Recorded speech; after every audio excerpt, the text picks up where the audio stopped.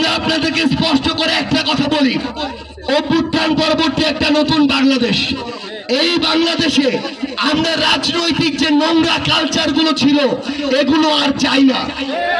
আমরা এনসিপি করি বলে বিএনপি, জামায়াত কিংবা অন্য দলের কেউ একজন আমার প্রতিপক্ষ হয়ে যাবে, এই কালচার আমরা চাই না। আমরা প্রত্যেকটি রাজনৈতিক দল একসাথে যে কোনো একটি জেলা উপজেলায় কাজ করব, আমাদের মধ্যে হবে ভালো কাজ করার প্রতিযোগিতা। যে ভালো কাজ করবে তাকে জনগণ তাদের প্রতিনিধি হিসেবে বাছাই করে দিবে। সেই প্রতিনিধির কোন মার্কা থাকুক আর না থাকুক, সেই প্রতিনিধির কোন দল থাকুক আর না থাকুক, সে যদি ভালো মানুষ হয়, সে যদি মানুষের জন্য কাজ করে, তাহলে তাকেই আপনাদের প্রতিনিধি নির্বাচন করতে হবে।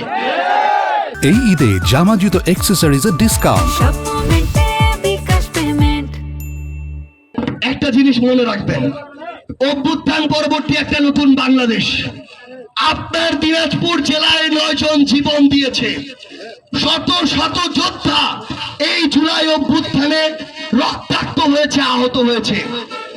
আপনাদের সন্তানেরা তাদের কাজগুলো সম্পন্ন করেছে। এখন বাবা, চাচা, মা, বোন হিসেবে আপনাদের দায়িত্ব হচ্ছে আপনাদের কাজ করা। আপনাদের কাজ কি? নির্বাচন সামনে আসবে, কোন একটা দল দেখে কাউকে ভোট দেওয়ার প্রয়োজন নেই। কোন একটা মার্কা দেখে অন্ধভাবে কাউকে ভোট দেওয়ার প্রয়োজন নেই। কেউ একজন যদি ভালো কাজ করে, ভালো মানুষ হয়, সে যদি আমার দলের নাও হয়, আপনি তাকে ভোট দিন। কারণ ভালো মানুষের হাতে যদি ক্ষমতা থাকে, সেই ক্ষমতা জনগণের জন্য ব্যবহার হবে। আর যদি খারাপ মানুষের হাতে মার্কার দল দেখে আপনি ক্ষমতা তুলে দেন, তাহলে সেই ক্ষমতা আপনাকে শোষণ করার জন্য ব্যবহার হবে। সেই ক্ষমতা এলাকায় এলাকায় চাঁদাবাজি করার জন্য ব্যবহার হবে।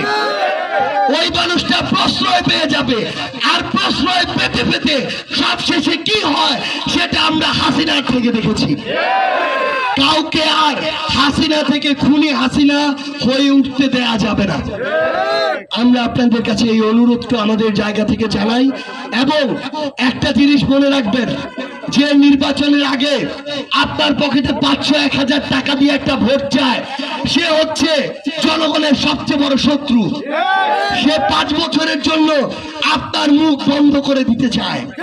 সে 5 বছরের আপনার সবচেয়ে বড় নাগরিক অধিকার, ভোটাধিকারকে কেড়ে নিতে চায়। নতুন বাংলাদেশে আমরা এই পরিবর্তনগুলো চাই। আপনাদের সন্তানের বয়সী যারা এই অভ্যুত্থানের নেতৃত্ব দিয়েছে, তাদের বয়স কত ছিল? 20 থেকে 30-এর মধ্যে। তারা যদি শেখ হাসিনার মতো ফেরাউন পতনের নেতৃত্ব দিতে পারে, তারা আপনাদের একটা উপজেলা, জেলারও নেতৃত্ব দিতে পারে। আপনাদের সন্তানদের উপরে এই আস্থাটুকু আপনাদের রাখতে হবে। দিনাজপুর জেলার খোড়াঘাট উপজেলার আমার সামনে আমার বাবার বয়সী, ভাইয়ের বয়সী, মায়ের বয়সী, বোনের বয়সী অনেকে আপনারা উপস্থিত আছেন। আপনাদের উপজেলার ভাগ্য আপনাদেরকে নির্ধারণ করতে হবে। এই রোদে কষ্ট করে দর দর করে ঘাম পড়ছে, তারপর আপনারা এখানে দাঁড়িয়ে আছেন আমাদের কথাগুলো শোনার জন্য। কিন্তু এই কথাগুলো যেন শোনার মধ্যে সীমাবদ্ধ না থাকে। আজকের পর থেকে এই কথাগুলো যেন কাজে বাস্তবায়ন হয়। আমার তরুণ প্রজন্মকে একটু অনুরোধ করি, এই উপজেলার যেই দলেরই হোক, যেই কালপ্রিট আছে, দুর্নীতিবাজ, চাঁদাবাজ, ঘুষখোর, দখলদার, তাদের নাম পরিচয় সোশ্যাল মিডিয়ায় প্রকাশ করে দিন। তারা যেন আর মাথা উঁচু করে আপনাদের সামনে দিয়ে হাঁটতে না পারে। পরিশেষে আমরা বিশ্বাস করি, আপনারা আমরা যদি একসাথে ভালোর জন্য, ন্যায়ের পক্ষে, সত্যের পক্ষে কাজ করি, তাহলে আগামীর বাংলাদেশ ভালো মানুষের নেতৃত্বের বাংলাদেশ হবে। তাহলেই ঘোড়াঘাট এগিয়ে যাবে, দিনাজপুর এগিয়ে যাবে, বাংলাদেশ এগিয়ে যাবে। ততদিন পর্যন্ত ভালো থাকবে। ইনকিলাব জিন্দাবাদ, জাতীয় নাগরিক এনসিপি জিন্দাবাদ।